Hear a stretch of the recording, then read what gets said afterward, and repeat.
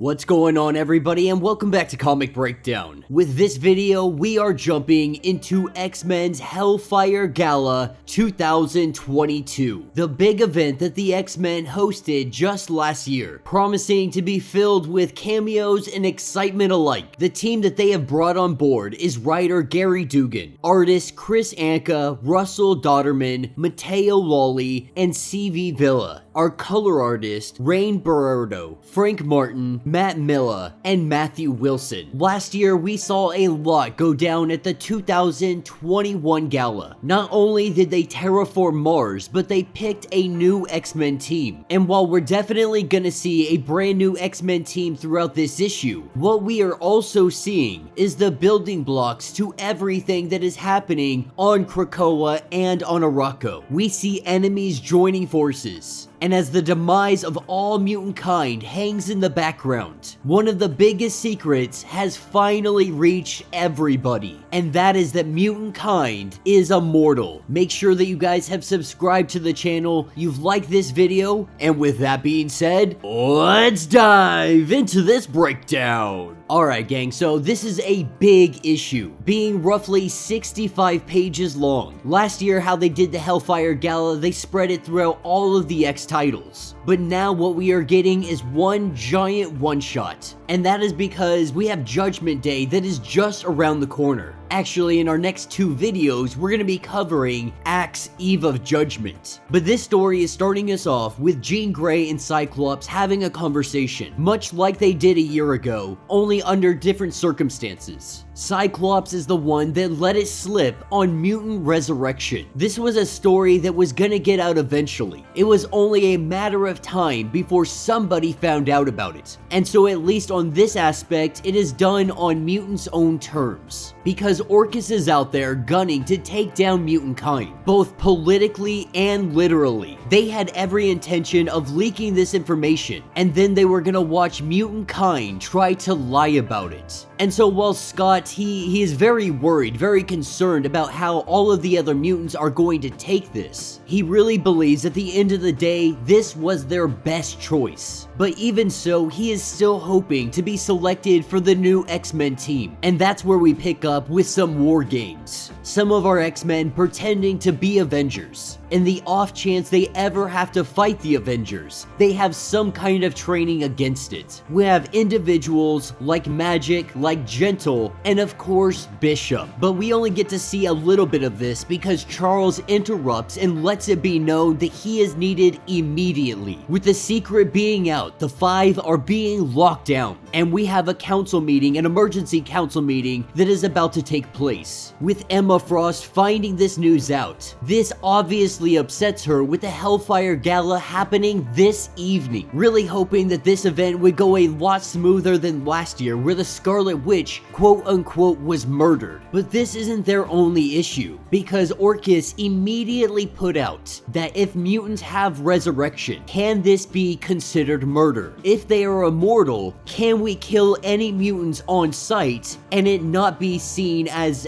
some kind of capital punishment? That at worst it would be considered destruction of property. Taking us to the moon that is above Arakko, we have Fei Long, Dr. Stasis, and Moira. And this is a very, very dangerous meeting. We just recently learned that Dr. Stasis is in fact Sinister, the one with a club on his forehead. He claims to be the real Sinister, and the Diamond Sinister is just an imposter, is just a clone. We know that Fei Long has been working with great effort to take down mutantkind. Now having Moira on their side, that is going to be easier than ever. All of the forces that are working against mutantkind, they are amassing their armies. They are preparing for their first strike. And this first strike, it starts with Mary Jane being kidnapped not too long ago. Moira is going to use her like a Trojan horse, having her robotic arm wrapped around the throat of her. She can kill Mary Jane at any moment. She's giving her some mild sedatives so she stays relaxed, while she controls her like a puppet.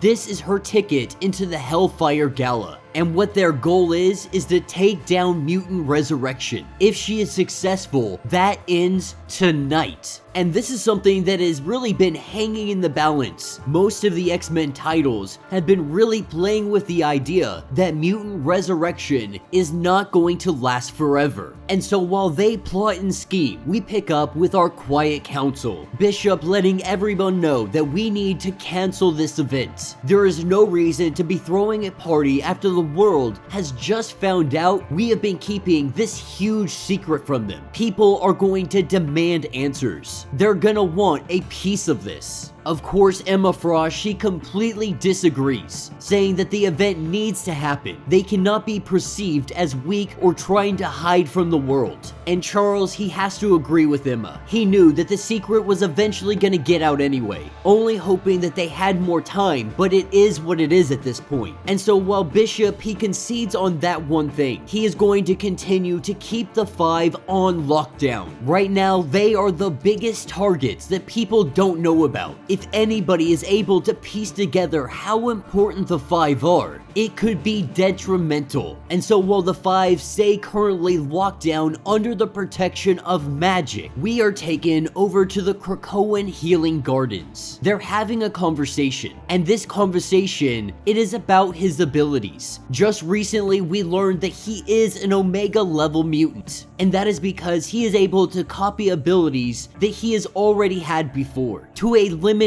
extent at least. They refer to this as muscle memory. And so while he is able to pull these powers out that he has used before, it comes at a cost. Every time he does this, it ages him quite a bit. The last time he was in to see the doctor, he has aged years in that time frame. This is something that Sync is a little bit used to. That is because of all the time he spent inside the vault. He spent centuries in there, so he knows what it's like to age. And if he wants to reduce his aging, the best thing that he can do is not use his abilities like muscle memory. If they are close proximity to him, this will take a much lower toll. With mutant resurrection currently in danger, this could be a very dangerous situation for Sync, because right now there's not that much risk. If he continues to use these powers and get older, he can just die and be resurrected. But if resurrection goes away, he could find himself in a very bad situation. Now this is where the Hellfire Gala truly begins, with Emma Frost welcoming all of their guests, from Mary Jane to the newly freed people of Game World, the X-Men rescuing all of the people that had been enslaved there. Today they are celebrating everything that they have given the world, all of the medicine that they have spread from point A to point B. Mary Jane Watson being one of the centerfold topics, because her aunt has been suffering from dementia. The Krakoan medicine has been helping her. They're using Mary Jane as really just great PR. What they don't know is that she is currently a sleeper agent, not able to let anybody know that she is under the control of Moira, because Moira could easily terminate her right on the spot. Unwilling to sacrifice her life, she pretends that everything is normal, with Emma starting to make her rounds. The first one she talks to is Cyclops. He wants to have a word with her, but right now Emma, she doesn't want to hear anything from him. Simply put, she wanted him to wait until after the event to give this information to the world. It would have been a lot easier for her. It would have made things a lot less complicated. We get a little bit of a cameo because we have John Hamm, who comes to this gala event. For those that have been keeping up with things going on in the MCU, it was rumored that he was going to be cast as Sinister. This could very possibly mean that that is in fact going to happen. Emma continuing her rounds. The next person she has a discussion with is the Sorcerer Supreme, Clea Strange. Now, if you've been following the Strange series, she has been working with all of her effort to bring Doctor Strange back. Being the Supreme of the Dark Dimension, she doesn't want to be here. She wants to go back to where she belongs in her dimension. That this world needs their Doctor Strange back. With mutants having resurrection, why not come to them and see if Strange can be resurrected? And she says something that she is really gonna have to repeat over the rest of the evening, because what people don't understand is mutant resurrection only works for mutants. They don't have the consciousness backup for everybody else, though they could probably do this. Nobody knows that it is the Five that creates this resurrection. And they also don't understand that they can't bring people back as they were without these conscious downloads. But she continues on her way, says hello to Peter Parker, who's dressed up in his dope Spider-Man outfit. Mary Jane passes by and he notices something's off with her, getting a little bit of a Spidey sense, but this is quickly blown to the side with Dr. Doom coming in behind him. It's a really insignificant aspect of it. They're just saying Dr. Doom is here, he made an appearance, so on and so forth. Someone that is very important moving forward is going to be Firestar. Iceman insisting that she come to the event. She still has yet to forgiven Emma Frost, and it appears that it is going to stay that way, because right now mutants think that she is a traitor, simply because she didn't jump at Krakoa the minute that it was offered. With Firestorm walking off, we have Captain America who walks up and has a conversation with Emma, and he talks about how he had a situation similar to the relationship that Emma and Firestar have. He is talking about Rogue, and really what he is saying is that he would have rather have Rogue on his side than ever have to fight against her. After seeing her true ability, seeing her true potential, he knew that this was a much better situation to have her as a friend. Pretty much saying the best way to earn somebody's trust is to give them some kind of responsibility. And this is where we get the Five coming in to crash the party. Magic believing that they are going to be much safer here with everybody, all of these powerful mutants, that their enemies, they might suspect that they're hiding away whatever causes their mutant resurrection, especially if they already know about the Five. As they show up, Mary Jane calls to Proteus. Proteus being the son of Moira. With Moira currently in control of Mary Jane, they were about to have a very interesting conversation. As they go off into the balcony, it doesn't take long for Moira to expose herself. Believed that she was long dead, he is now finding out that she is not, and she is something much different. As she goes to tell him the entire story, we have some other guests that are also showing up. Fei Long and also Tony Stark with Mr. Fantastic, with Tony and Reed Richards having a conversation, letting Tony Stark know that Charles and Eric, they both came to him and they took something from his mind. This is an idea that has been sitting in the background for quite some time. Not really sure how Mr. Fantastic was going to handle this situation. The truth is, he was able to find a way to mask the X gene, and Charles made it no secret that they took this knowledge from him. They wanted him to know that they took it. And so these two, they're gonna have a conversation here real soon, just not at the gala. Sitting down at the cards table, we have Tony Stark having a conversation with Emma Frost and Fei Long. And really what Tony Stark is letting Emma Frost know is that you have created something that is absolutely amazing. Incredible technology. Something that you guys failed to keep secret. Something that can change the world. Something that is worth killing over. And so people will. They will fight and they will kill over this technology. And so they will either get it or it will be destroyed. This is really a warning to Emma Frost and all mutant kind. You guys have opened up Pandora's box. And now everybody is coming for what is inside. He also makes a comment about Reed Richards. And Emma, she doesn't know that his memory had been taken. In fact, she says that this is not their way. So if someone is doing this behind their backs, especially behind the back of the council, it's going to have some huge ramifications. With Emma walking away, Fei Long and Tony Stark have a conversation. And it's really Fei Long just trying to get Tony Stark on his side. Of course, Tony, he wants no part in whatever it is he's doing. He is trying to pry some kind of information from him, because the truth is, he has been building his base on the moon of Mars for quite some time. He has been poking at the bear, and eventually it is going to strike. Now this is where Cypher lets Spider-Man know that there is something going on with Mary Jane, that she was tapping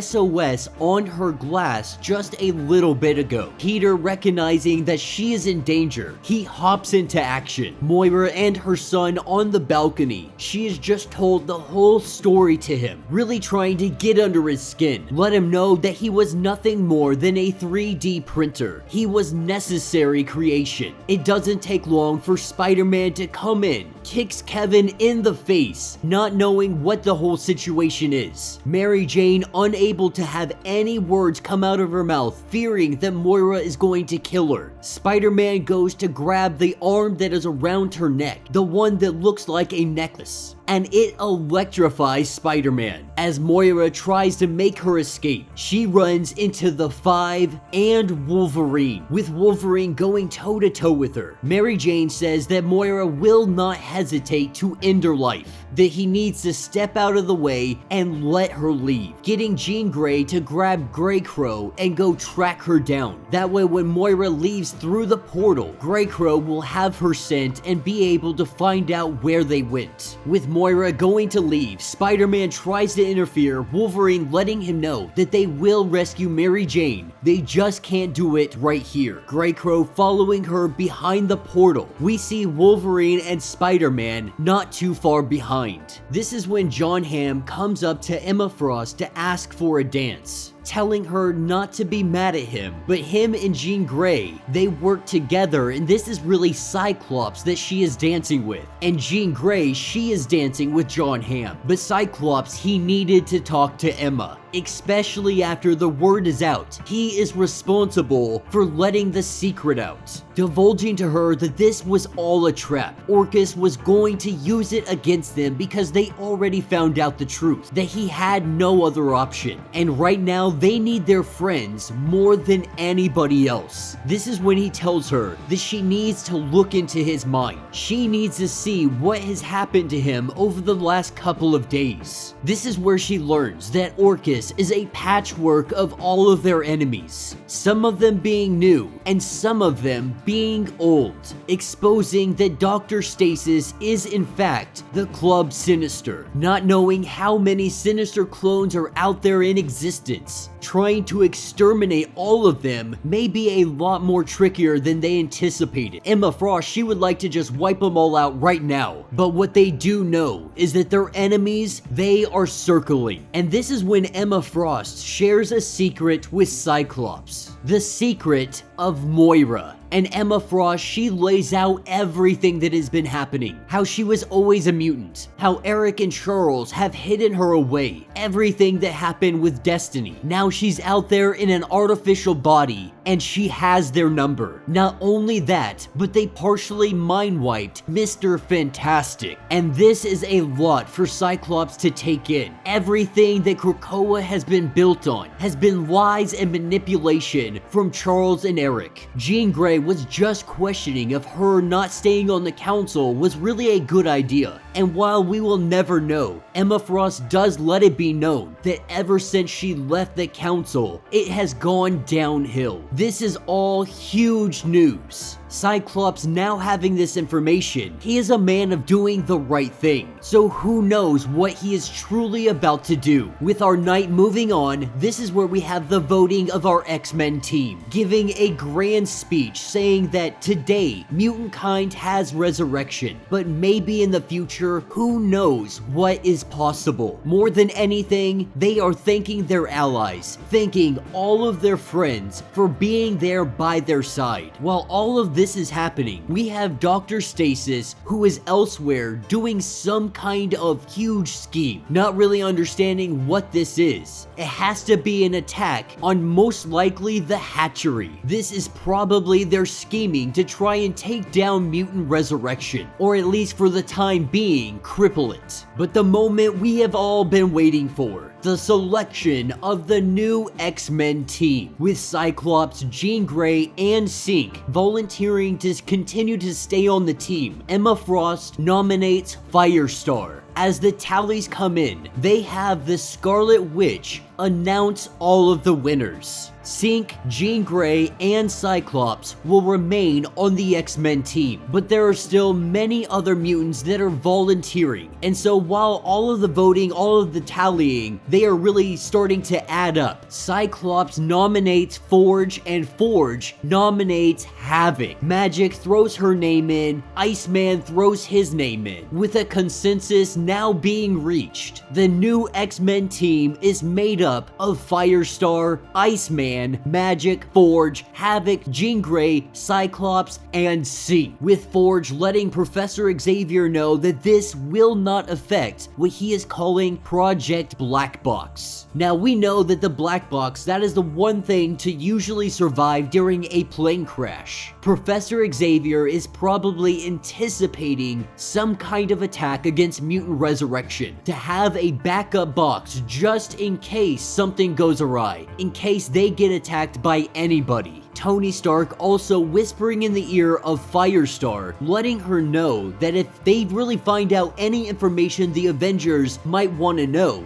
to give him a call. And with that, people start to say their goodbyes. The Hellfire Gala coming to an end. Emma Frost having a conversation with our Captain Commander because they found out that Moira was on one of the guests. In a little bit of disbelief that she would go to this extent. But Bishop says that Moira is going to be dead by dawn. That's where we pick up with Moira washing her hands of blood and coming into a meeting. This meeting is with some Eternals. Moira letting them know the seeds of mutant destruction have been planted in their own garden tonight. And the Eternals working with them have helped expedite this by tons, letting them know that she has names for them. Deviants, ones that are making more deviants, giving the names of the 5, letting it be known that they are the key to mutant resurrection. All they have to do is find them and kill them on Krakoa. And that will be the end of this issue. So let me know what you guys think down in the comments. This was one huge issue. Definitely not as big as last year's event, but still as shocking, still as groundbreaking. Now we've talked about that quite a bit on the channel, how all of these things are coming together and working against Krakoa. We still have yet to see Omega Sentinel and Nimrod and how they're gonna play their part in everything currently going on. Them working with Orcus, Moira working with Orcus, Dr. Stasis working with Orcus. They have made a lot of enemies. And it seems that Mr. Fantastic is not taking any of this lightly. He's not taking this lying down. They're even making enemies among the Fantastic Four, among Earth's greatest heroes. It really seemed like Moira seemed to be more of a distraction than anything else, letting Dr. Stasis plant whatever it is he was planting. You know, I've been saying for a while, this is the downfall of the X-Men. We are seeing it unfold before our eyes. Whether that means the end of all Krakoa or the end of mutant resurrection. Now we still do have mutant heaven, Scarlet Witch creating that after she was quote unquote murdered. So all mutants, they do have a paradise to go to when they die. And if anyone down the line is able to access that and start up mutant resurrection again, they very much could do so. There have also been hints that we're gonna have the return of Apocalypse and Genesis. They have people like Tarn the Uncaring, which is kind of like a counter to Sinister. So there's lots of possibilities out there. There's lots of avenues that they could still go down to bring people back if they absolutely needed to. But the odds are greatly stacking against them. The Eternals now joining in the fight with Orcus and all the others against them. And that is what's going to bring us up to Judgment Day. Let me know your thoughts. Let me know your theories. If you would like to get caught up on everything that has been happening with the Eternals or all of the X-Men lines, be sure to check out the link in my description as well as the top of this video. It'll get you completely caught up on all of those series. If you would like to support the channel, you can always do so by hitting the super thanks button. This button will let you donate directly to the channel, and every little bit helps us out. Now, if you can't do that, do me a favor, hit that sub button, hit that notification bell, make sure you're not missing any of the awesome content that we have coming out, and until the next breakdown.